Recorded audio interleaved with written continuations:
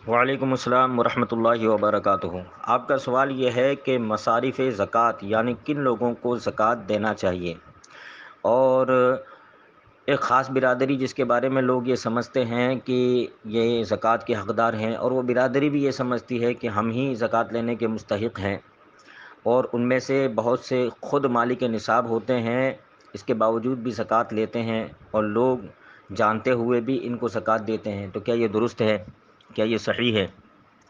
جواب یہ ہے کہ حضور صدر الشریعہ علیہ رحمت و رضوان بحر شریعت حصہ پنجم صفحہ نمبر 10 پر زکوٰۃ کے تعلق سے ایک شرعی گفتگو فرماتے ہوئے ارشاد فرماتے ہیں کہ زکوٰۃ شریعت میں اللہ کے لیے مال کے ایک حصے کا جو حصہ شریعت نے مقرر کیا ہے، مسلمان فقیر کو مالک کر دینا ہے، اور وہ فقیر نہ ہاشمی ہو نہ ہاشمی کا آزاد کردہ غلام، اور اپنا نفع اس سے بالکل جدا کرے، یعنی زکوٰۃ دینے میں اپنا نفع بالکل بھی نہ جانے۔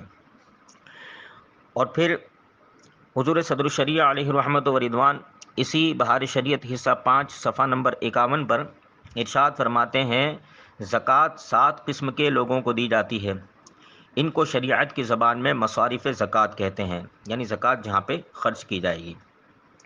قرآن مجید سورہ توبہ آیت نمبر 60 میں اللہ تبارک و تعالی نے ان کو بیان بھی فرمایا ہے۔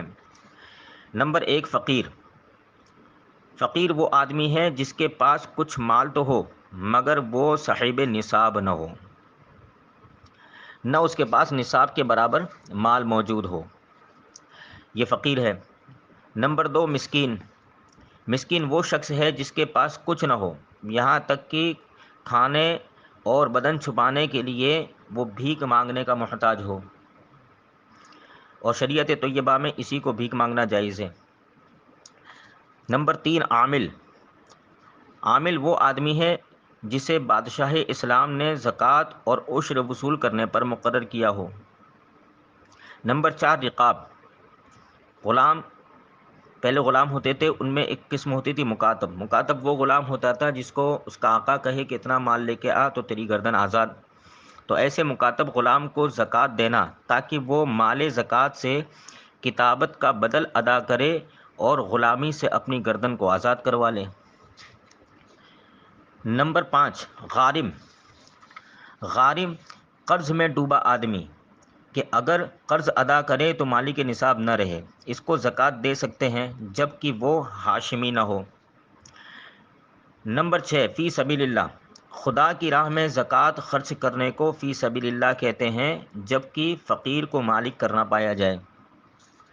اور نمبر 7، ابن السبیل، یعنی ایسا مسافر جو سفر کے درمیان اس حالت کو پہنچا کہ اس کے پاس مال نہ رہا، اور تو وہ شخص زکوٰۃ لے سکتا ہے اگرچہ گھر پر مال ہو، یعنی وہ گھر پر موجود مال اور ملکت کے اعتبار سے اگرچہ وہ مالک نصاب ہو، مگر دوران سفر ایسے حالات پیش آئے کہ اس کے پاس کچھ نہ رہا، تو وہ ضرورت کی مقدار مال زکوٰۃ لے سکتا ہے، اسے دے سکتے ہیں۔